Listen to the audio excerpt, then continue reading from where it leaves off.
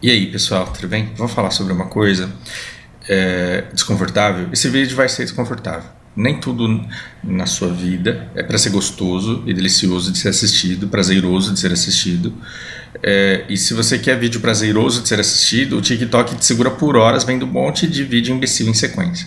E aquilo ali é gostoso, vai te fazer rir, vai te fazer se divertir, e aí você vai perder horas preciosas da sua vida que você não usou para produzir nada e nem para aprender nada. Não que você tenha que ser produtivo o tempo inteiro, oh meu Deus, como eu sou uma máquina de produtividade. Não é isso. Mas é que a sua vida ela não pode ser só acerca daquilo que é confortável e daquilo que faz você se sentir bem, porque não dá, né? Se você viver de assistir TikTok, depois você vai ter que viver de fazer TikTok. E fazer TikTok, nada contra quem faz, mas é ver o que está viralizando, descobrir um novo tipo de vídeo que faz com que você tenha muitos views e se submeter a fazer aquilo. E torcer para que... Enfim, eu não quero falar sobre isso, porque... Mas a gente vai falar sobre desconforto mesmo. Porque hoje eu fui levado... Cansado hoje. Eu comecei a fazer academia. Logo eu que cago pra isso. Eu não tenho vontade de entrar em forma. Eu odeio praticar esporte. E não faria por mim, mas eu tô fazendo pela Lana, porque a Lana tá crescendo uma menina forte, saudável, cheia de energia. E numa crise de autismo dela, ela pode precisar de alguém que tenha força pra segurá-la e pra contê-la e pra impedir que ela se machuque. Então, ir pra academia por mim mesmo jamais, mas por ela... Podemos e estamos. E aí hoje eu tô com aquele cansaço delicioso de primeiro dia de academia, que eu acho que vocês podem imaginar como que é. Aí voltei, deitei no sofá, fiquei olhando pro teto, que é o que você faz quando você volta da academia no primeiro dia, depois de 10 anos sem atividade física nenhuma. E aí eu fui enfiado numa treta que é sobre um assunto que... É um vídeo que eu deveria ter feito e nunca fiz, mas eu deveria ter feito há muito tempo. E ele é desconfortável, então se preparem. Nós somos uma sociedade hoje atomizada, cada um está na sua bolha, e nós somos feitos de pessoas que não fazem ideia da dimensão das inúmeras bolhas dentro das quais nós estamos inseridos nesse mundão que é a internet. Oi, como assim? Nós fazemos parte de bolha, você não sabe quantas, talvez você até saiba, mas aí você tem que ser muito nerd para saber quantas. Só que você não sabe o tamanho da imensidão delas e você muito provavelmente está infantilizado, porque o projeto de deseducação desse país ele é feito para te deixar infantilizado e indefeso perante esse mundo que é de engajamento, de propaganda, de venda de produtos e de escravização aí da mão de obra por consumo. Meu Deus do céu, esse papo vai longe e eu só tenho 8 minutos para terminar esse vídeo porque eu tenho aula daqui a pouco, então vamos correr. Você não faz ideia do tamanho da sua bolha, por quê? Porque eu, Fausto, já morei no Japão, então eu faço parte de grupos de pessoas que estão lá e que gostam de coisas lá. E eu consumo conteúdo desse lugar. Eu já joguei BDO e até hoje eu faço parte da comunidade de BDO e vivo vendo as coisas que aparecem lá. Eu gosto de investimentos, então eu estou num monte de grupos que falam sobre investimentos e que discutem aí futuro de Selic e para onde que vai o juro, o que vai acontecer com o mercado. Gosto disso. E também gosto de uma série de outras coisas e me envolvo com uma série de pessoas que falam sobre uma série de coisas e a gente não sabe o tamanho dessas bolhas todas. Você nunca vai saber o tamanho dessas bolhas e você nunca vai saber o tamanho da sua representatividade nessa bolha. E essas bolhas elas comportam pessoas diferentes com gostos diferentes. E aí você fala, e você geralmente fala para uma pessoa que pertence a essa bolha, só que a sua fala ela pode ser interceptada por pessoas de outras bolhas que não estão na mesma vibe, que não estão pensando na mesma coisa. E que podem, de repente, experienciar o mundo de uma maneira completamente diferente da sua. É por isso que eu posso ser um vegetariano e, de repente, estar acostumado na bolha vegetariana e, de repente, achar que porque eu sou vegetariano e porque todos os meus contatos são vegetarianos, todo mundo deveria ser assim. Por quê? Porque o meu universo, a minha bolha, ela é tão representativa, a bolha vegetariana ela é tão representativa que 95%, 98% das pessoas com quem eu me relaciono nas redes sociais também são vegetarianos. Substitui vegetariano por por bolsonarista, por qualquer coisa que você queira. E aí, como o mundo ali é dividido entre nós e eles, você fala assim, pô, então é todo mundo vegetariano nesse mundo, é claro. Né? Então, você comprou um iPhone e você começa a fazer parte de um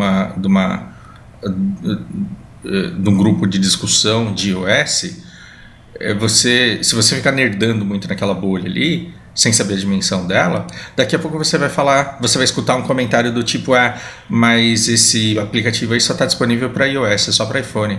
E aí você vem com um comentário brilhante do tipo assim, pô, mas hoje em dia todo mundo tem um iPhone. Ou então você vê uma foto de uma pessoa comendo numa churrascaria e sem ter noção das bolhas dentro das quais você está inseridas e da representatividade dentro dessas bolhas perante o todo, que é esse mundão em que a gente vive, você fala, vai tomar no cu quem que ainda hoje vai comer carne num restaurante. E isso diz sobre quem? Diz sobre a pessoa que come no restaurante ou sobre a pequenez da perspectiva da pessoa que está cercada de 98% de pessoas vegetarianas em sua rede. Percebe? Então, olha que engraçado. Às vezes vem um jogo pro Brasil e esse jogo ele só tem em inglês. Que tipo de pessoa esse jogo ele vai atrair? Ele vai atrair pessoas que manjam de inglês.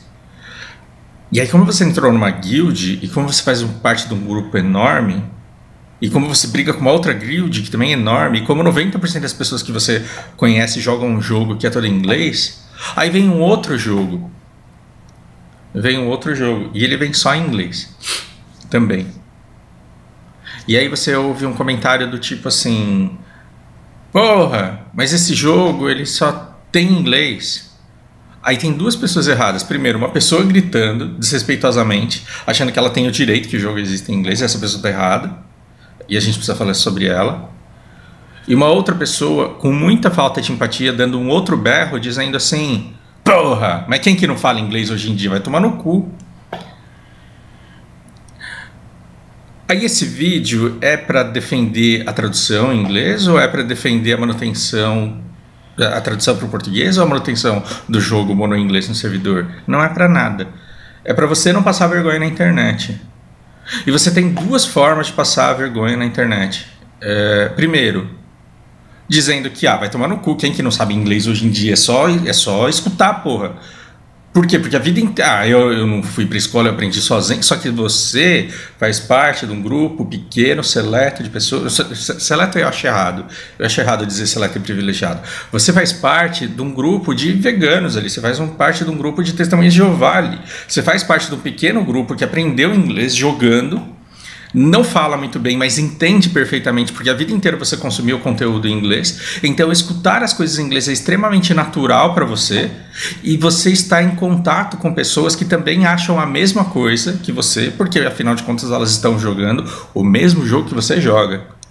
Então, se com 10 anos você começou a jogar um jogo em inglês e não entendia nada, mas começou a entender porque você se expôs a isso, se com 15 anos você já entendia 40% das lore, se com 16, 18 anos você já entendia 80% das lore e hoje você entende 99% das lore, e você está jogando um jogo que só tem em inglês, você joga num servidor de brasileiros que todos acompanham toda essa lore em inglês, você faz parte de um recorte muito pequeno, que representa muito pouco de uma amostra minúscula na sociedade, que entende aquilo.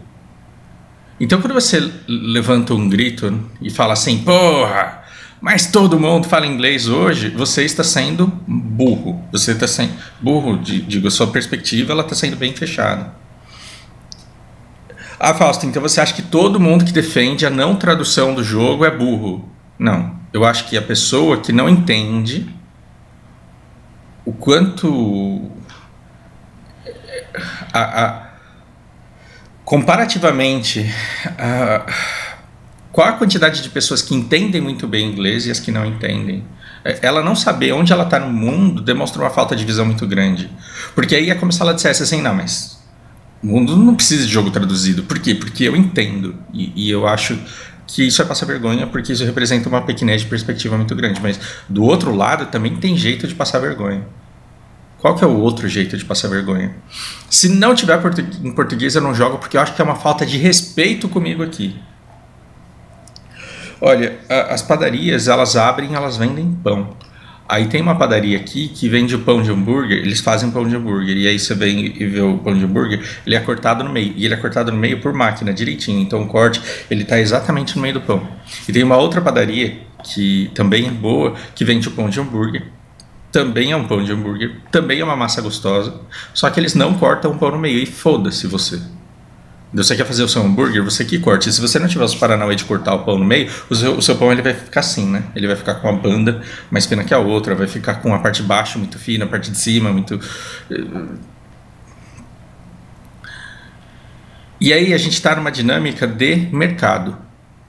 Cada um vende aquilo que quer, de acordo com os estudos que fez.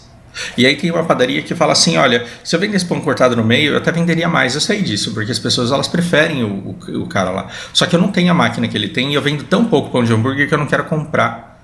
Tão pouca gente compra esse pão de hambúrguer que eu comprar a máquina já faz não querer vender o pão mais. E eu não vou ficar cortando, porque o primeiro dia que eu cortar errado, o cara vai vir e vai me devolver o pão, vai jogar na minha cara e vai me chamar de incompetente, porque eu vendi um pão zoado para ele. Aí ele vai dizer que a hamburgueria dele só faliu porque o pão não vinha cortar direito. Então eu vendo pão assim, o cara que corta, o cara que se foda. Isso é uma estratégia, é uma escolha de mercado. Foi um cara que decidiu abrir a padaria e assumir a estratégia de mercado dele. O outro, ele falou, cara, eu vendo pão pra caramba, eu decidi cortar no meio, por quê? Porque eu acho que cortando no meio eu vou deixar o meu cliente mais feliz, mais satisfeito. Eu não preciso cobrar muito mais caro por isso, porque sou eu mesmo que estou operando a máquina é minha. Então eu nem faço o meu pão ser tão mais caro do que o outro que vende não cortado, e com isso eu vendo mais. Isso daí pra mim é bom. Esse cara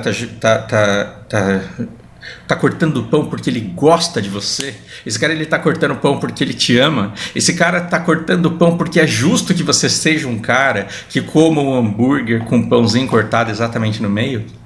Não.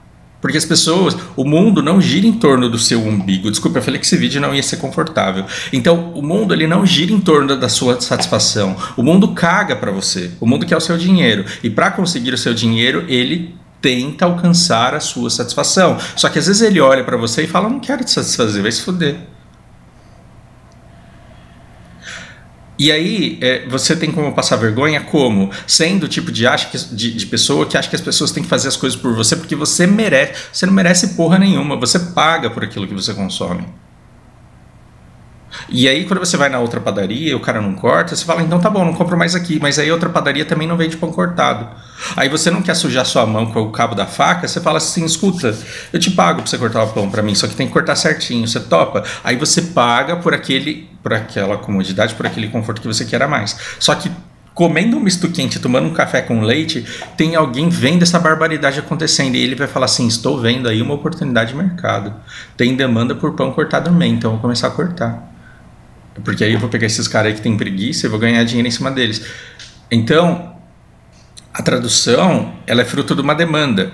O jogo, a desenvolvedora, ela olha para o país e fala, será que eu quero ter todo esse trabalho ou eu não quero ter todo esse trabalho? Mas se eu traduzir eu vou vender mais. Mas será que vai valer a pena todo o esforço? Será que eu faço questão de vender tanto mais assim? E a escolha é estratégica. Então, se você quer ser um consumidor maduro e se posicionar bem no mundo, e assim, você ser infantil no universo dos games faz alguma diferença? Não, mas eu estou te preparando para a vida. Porque quando você entrar numa empresa, essa é a diferença entre você sobreviver dentro da empresa e sobreviver no mercado ou não, ou ser chutado do mercado porque você é uma pessoa infantil. Quando você entrar numa empresa, você vai ter que saber lidar e fazer malabarismo com interesses, e você vai convergir interesses das pessoas atendendo ofertas e demandas. Então, que tipo de consumidor você pode ser para uma indústria de games? Escuta, faz em português pra gente, que eu não vou jogar esse jogo no teu idioma. Se você traduzir para mim, eu jogo. Sensacional. Agora, se quer fazer melhor ainda, olha, eu conheço bastante gente que jogaria esse jogo se ele tivesse traduzido para o português. Olha que feedback legal. Olha que cidadão do mundo bacana que você é. Né? Olha, eu tenho tanta gente que gostaria de jogar esse jogo, mas no Brasil Eu tenho aqui uns estudos para mostrar para você que somente X% da nossa população entende bem o inglês, porque aprendeu através de jogos. E a quantidade de pessoas que tem que não sabem é essa daqui, ó.